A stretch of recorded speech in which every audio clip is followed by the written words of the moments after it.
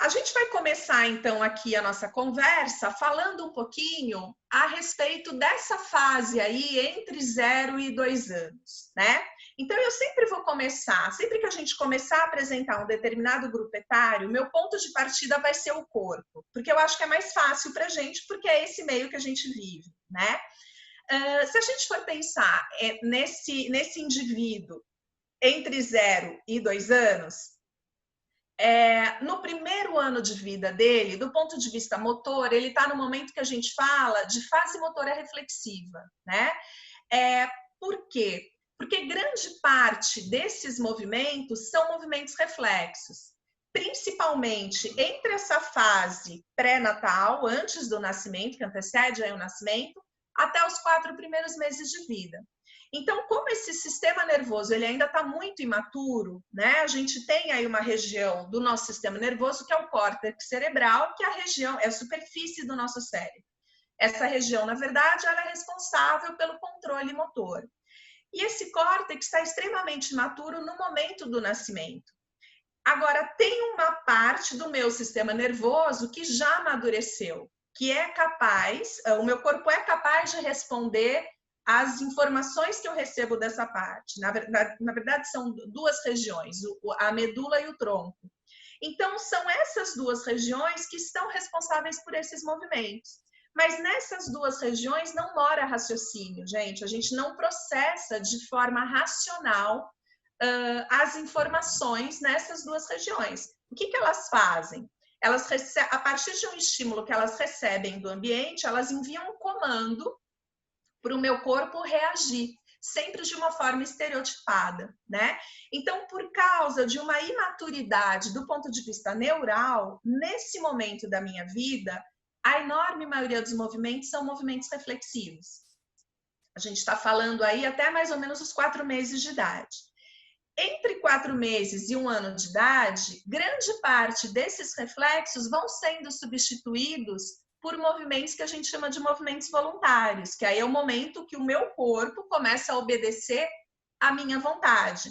Porque o córtex motor, que é essa região aí do cérebro responsável pelo controle dos movimentos e é responsável por processar as informações de uma forma racional, ele começa a entrar, então, aí no comando da história.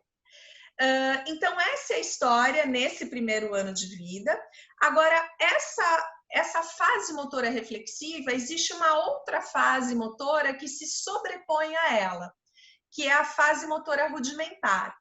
A gente chama, pessoal, de movimento rudimentar todo movimento que eu já controlo, quer dizer, que o meu córtex está no comando. Então, são aqueles movimentos voluntários. Por que essas fases se sobrepõem? Porque até o primeiro ano de vida, todos os movimentos que são reflexos dizem respeito a essa fase motora reflexiva, e aqueles movimentos que já são voluntários dizem respeito a essa fase motora rudimentar. É esperado que com 1 ano de vida esses reflexos aí primitivos tenham desaparecido e aí de 1 a 2 anos a gente segue só com essa fase motora rudimentar. Pessoal, o que é importante nesse começo aí se a gente for pensar em termos de consciência do meu corpo, consciência dos meus movimentos? Não tem como a gente conceber um corpo que me obedeça, né? Não tem como eu entender que esse corpo é meu, não tem como eu me apropriar desse corpo se esse corpo é reflexo, se todos os movimentos que eu produzo são reflexivos. Como é que eu vou entender, como que o bebê que nasceu entende que ele é ele? É difícil. Como é que ele vai se apropriar daquele corpo, uma vez que aquele corpo não obedece aos comandos dele? Né? Os movimentos que ele realiza são movimentos que não são controlados, não passam por esse crivo da razão, da vontade. Então, essa criança, se a gente for pensar do ponto de vista social, a gente chama esse momento de indiferenciação. Ela não consegue se diferenciar do meio. Ela entende que ela está totalmente integrada com o meio. Como é que ela vai se diferenciando, entendendo que ela é alguma coisa num mundo que tem várias outras coisas? Quem que viabiliza isso? O movimento. Então, é a partir do momento que ela começa a se movimentar, que ela vai se apropriando desse corpo, olha a importância desse movimento. E é incrível porque isso começa a acontecer de uma forma muito forte, mais ou menos em torno de 6 meses de idade, que é o momento que ela concebe a noção que a gente chama a noção de objeto, né? Ela vai entender que as coisas têm contornos e que cada coisa no mundo tem um contorno, portanto não está tudo misturado, e que ela própria tem o seu próprio contorno. Isso acontece mais ou menos em torno de 6 meses, que é o momento que esse bebê vai para o chão. É o momento que ele começa a controlar esse corpo, né? A se deslocar. Ele não está mais tão dependente de um colo, de alguém levando ele para os lugares, ele só vendo aquele mundo que é possível de ser visto no colo de alguém. Ele passa a ter mais autonomia. E essa construção toda vai acontecendo até os 2 anos de idade. Então, a gente espera que na hora que esse bebê chegar aí com seus 2 anos de idade, ele tem a exata noção de quem ele é e de quem ele não é. É a construção do eu e do não eu, né? Tudo que faz parte desse corpo sou eu e tudo que está fora desse corpo não sou eu.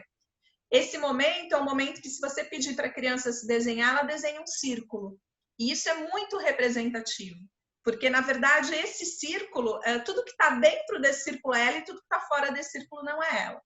Claro que é um corpo que eu ainda não tenho total consciência de todos os meus pedaços, mas olha que incrível, eu já sei tudo que compõe quem eu sou, entendendo que tudo isso é uma grande bola por enquanto.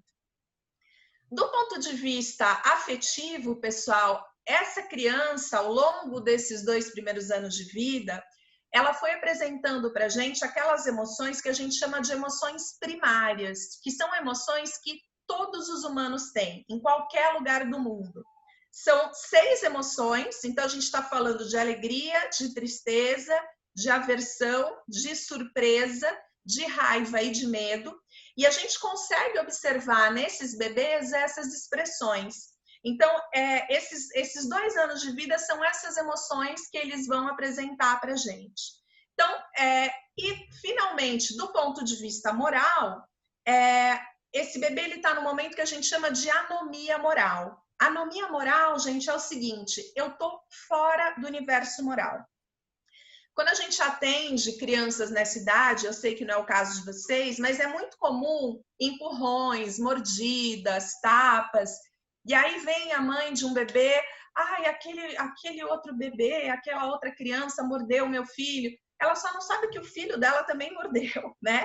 Porque na hora que essa criança está em casa sozinho, nesse universo muito restrito, nesse universo social muito restrito, ela não necessariamente manifesta isso. Mas na hora que ela está com outros bebês, essas manifestações, esses comportamentos, eles são muito naturais.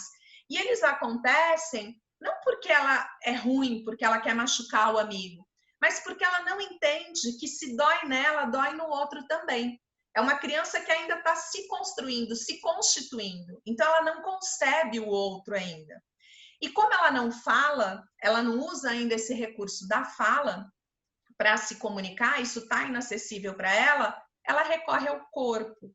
E aí o corpo, a gente chama esse momento, né? Que linguagem que ela usa? Ela usa a linguagem corporal para se comunicar. Como é que eu falo não? Eu empurro, eu tiro o brinquedo da mão do meu amigo, porque é aquilo que eu quero. Eu ainda não sei falar, por favor, me empreste, né? Então, o meu objeto de desejo é aquele brinquedo, eu vou lá e tiro.